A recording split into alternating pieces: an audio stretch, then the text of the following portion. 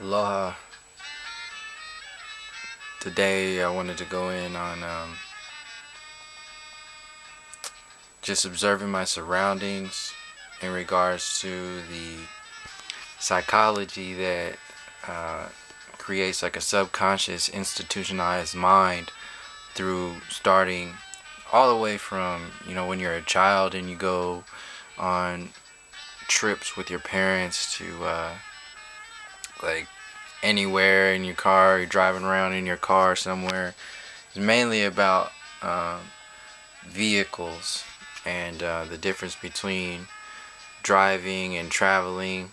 I'll hit on that for a moment, and then, but the main point is I wanted to put out there was my observation of how driving itself is a way to kind of lock people in to a system. So you have the Department of Motor Vehicles, you have the DMV, which in itself is, if you ask me, is totally unlawful when you have a law such as the not for hire law that exists out there, where there's a whole bunch more information on my website, and out there you can look on YouTube and anywhere if you just search on the internet not for hire. But you can see that there's a difference between when you go into the court systems, and even when the cops come up to your vehicle, if they pull you over or whatever, first thing they ask you is driver's license and registration, insurance and registration. So that whole interaction right there is a power trip. It's a control grid right there, and they are walking up to your vehicle as, in their minds, in their world, they are judges. They are the judge, and when they walk up to your window, you are a criminal. So they knock on your window, and that verbiage, that magic, those words suck you into a court system. They suck you into their world, and once you hand over your papers, you hand over your slave numbers to them, then that's when you are now subject to whatever kind of court decision this so-called peace officer, whatever they come up with. And when it gets out of control, that fake identity, that so-called power, then this is what we see today, where people start getting killed on the streets because they are, in a sense, they're judges. So they just pull the trigger in their power judgment, and they make the rules. And then when they get people back into the prison, then they get around their crew of other judges and do the same thing. So, but underneath all of this, there's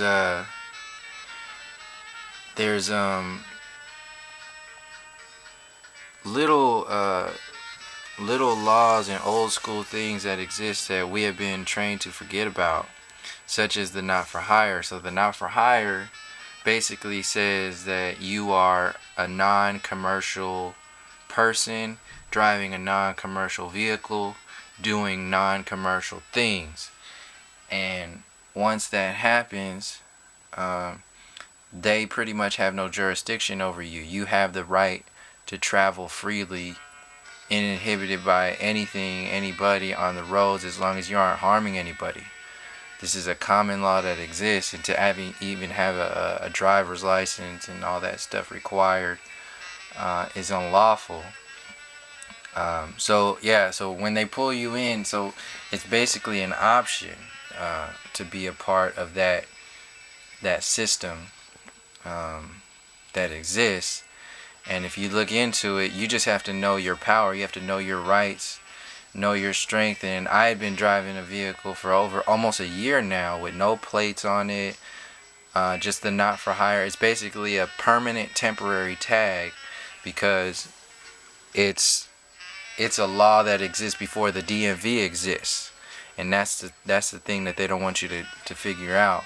There's little realities within their system that, as long as you just know it, then you can you can activate that space on your own. And this is across the country. This is not just for California or anything like that.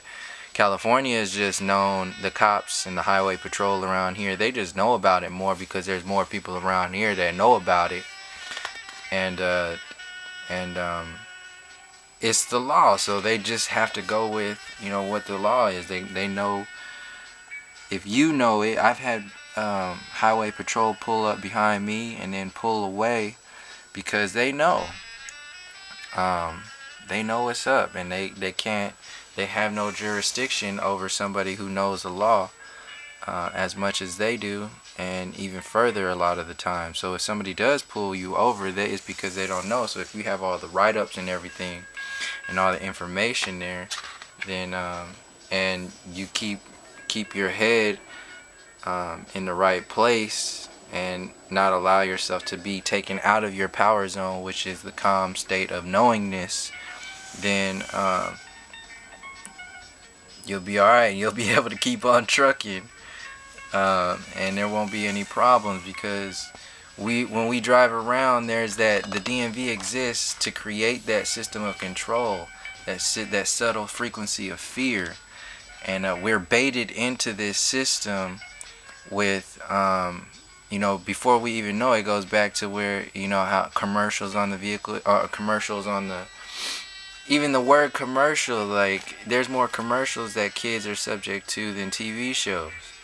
So commercial, that word, you become a commercial as an individual from being from a child.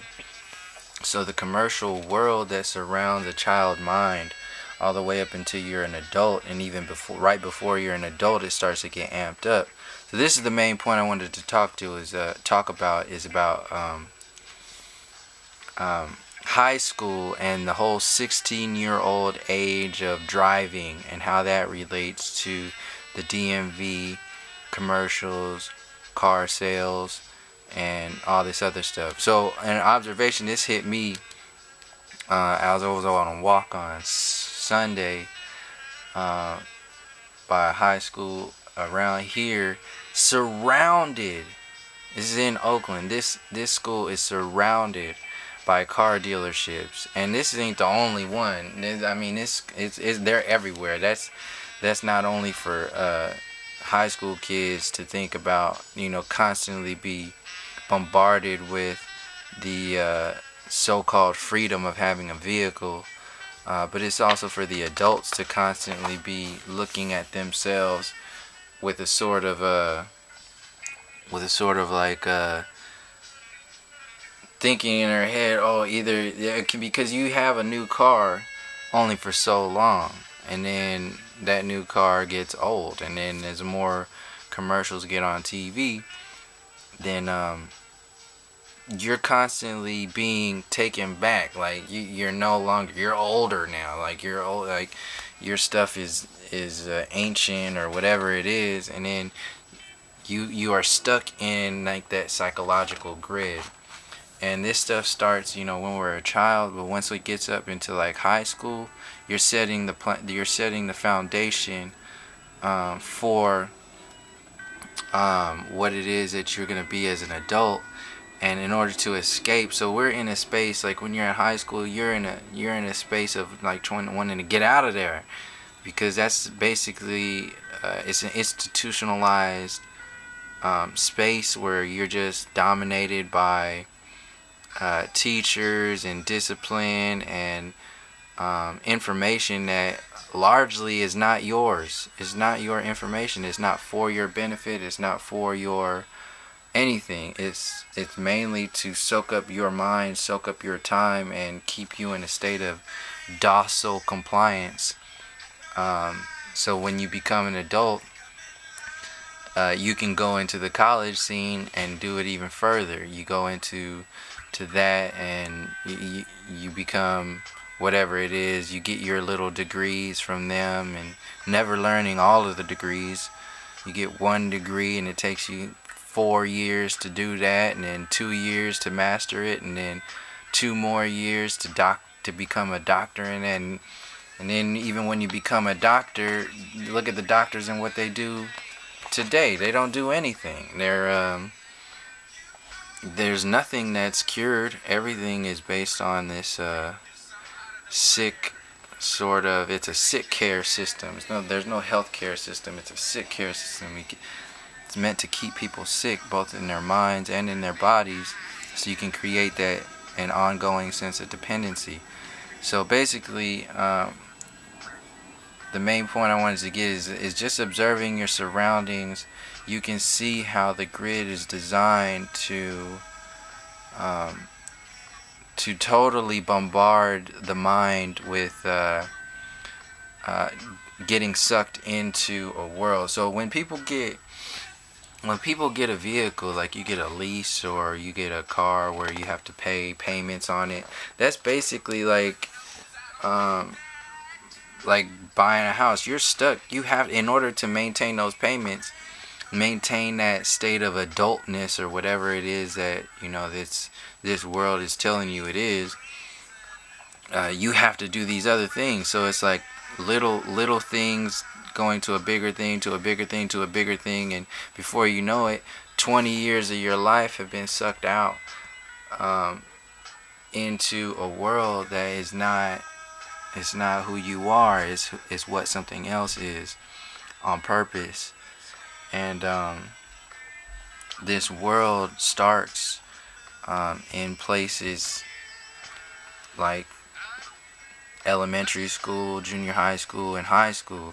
So the psychology, I wanted to hit it. The psychology in the high school time frame, 16, 15. So 15 years old. So 14 years old, you're in freshman. So you're basically just like getting your feet wet in the worlds. And then 15 years old, you can get your permit to drive, and that's where it gets planted. Like, oh yeah, you're constantly thinking about it. And the school around here, Oakland Tech, right on Broadway, it's surrounded by car dealerships. And I was thinking, like, what the hell is going on with all this? Like, why? And then it just clicked, like, oh yeah, that's obviously just so people can get like a constant trickle charge of being sucked into a system under the guise of freedom. And it's a fake freedom. It's an idea. You're basically calling yourself free when you have a vehicle, but you're enslaving yourselves to a system. When you have to make payments and all that stuff, and then you gotta get your job to make payments, and then your payments, your parents reinforce this energy by telling you, oh, well, you gotta get a job, and all this is being hidden under the facade of you becoming, an adult or a part of the adult world, when it's really not that. It's really a subtle prison, a prison for your mind and for your body. Because in this whole spirit, or this whole time frame, you lose out on going into the depths of who you are. And you can see where how I mean, it's already there. I don't want to like go too deep in it, but it's very important to notice the small things, the little things that are around us, and the little thing we call little things that are we subject our children to without even knowing it. And we think it's like a good thing or a cool thing to do all these things, but it's really part of something else that we're not really looking into any further. So yeah, all these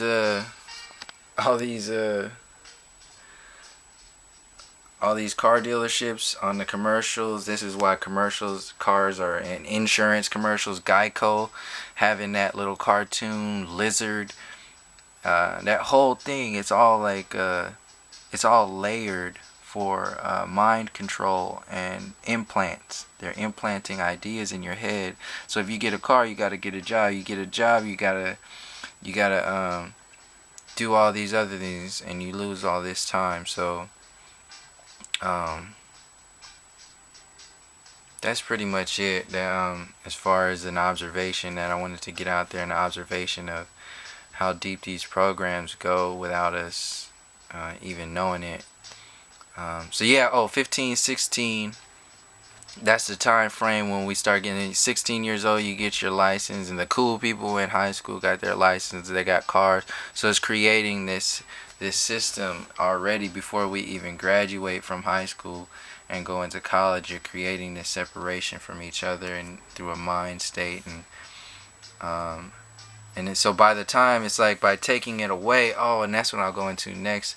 It's like by not allowing kids or creating a system and then keeping it away from them, you can see how it makes somebody want it even more. So if you keeping it, hold it back, and say you have this power or whatever, and you have to get, this license and all this stuff, then it makes you want it even more. And I'll stop right here because I want to go into how this relates to the legalization and the criminalization of cannabis, and how that whole thing is mirrored straight up with the driver's license and everything. So it's a different kind of driver's license. So thank you for joining me, and until next time, peace, love, and harmony.